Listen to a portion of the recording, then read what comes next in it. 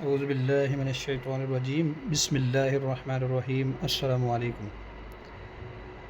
آج کی اس ویڈیو میں آپ کو قرآن اور حدیث کی روشنی میں قرض سے خلاصی کا ایک آزمودہ نسخہ یا دعا کہہ سکتے ہیں آپ بتانے جا رہا ہوں، اور انشاءاللہ میرا اللہ پر ایمان ہے، جو بھی شخص اس عمل کا ورد کرے گا اسے اللہ رب العزت قرض سے نجات عطا فرمائیں گے۔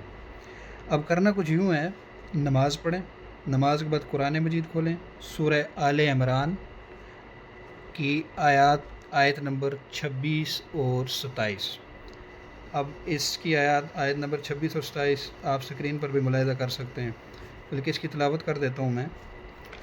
اعوذ باللہ من الشیطان الرجیم، بسم اللہ الرحمن الرحیم۔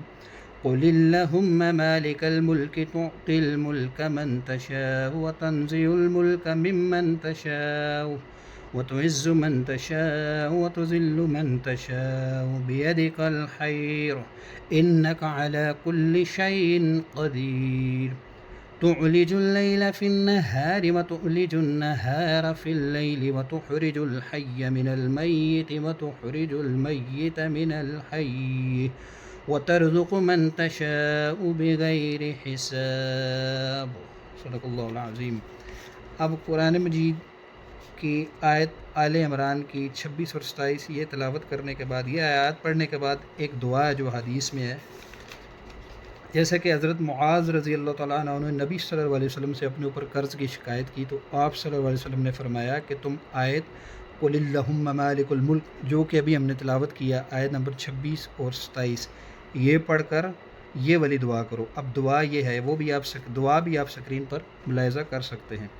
دعا اس طرح ہے: رحمن الدنیا ورحیمہما تؤتی من تشاء منہما وتمنع من تشاء ارحمنی رحمتا تغنی بها ان رحمت من سواک اللہم اغننی من الفقر واقضی عن الدین۔ صدق اللہ العظیم، آمین۔ ایک دوسری روایت میں ہے کہ یہ ایسی دعا ہے کہ تم پر احد پہاڑ جتنا قرض بھی ہو تو اللہ تعالیٰ اس کی ادائیگی کا تمہارے لیے انتظام فرما دے گا۔ تو آپ لوگوں کے ساتھ شیئر کرنے کا مقصد یہ ہے کہ میں نے خود اس کو آزمایا ہے۔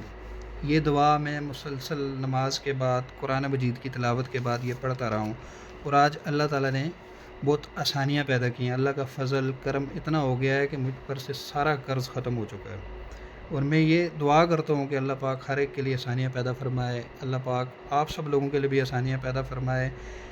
یقین جانیں اس قرآن مجید کی تلاوت تو سبھی کرتے ہیں، آپ قرآن مجید کی تلاوت کے ساتھ یہ ایک ایڈیشنل دعا ہے جو حضرت محمد صلی اللہ علیہ وسلم نے فرمایا حضرت معاذ رضی اللہ تعالیٰ عنہ سے کہ آپ یہ دعا ان آیات کے پڑھنے کے بعد یہ دعا پڑھا کریں۔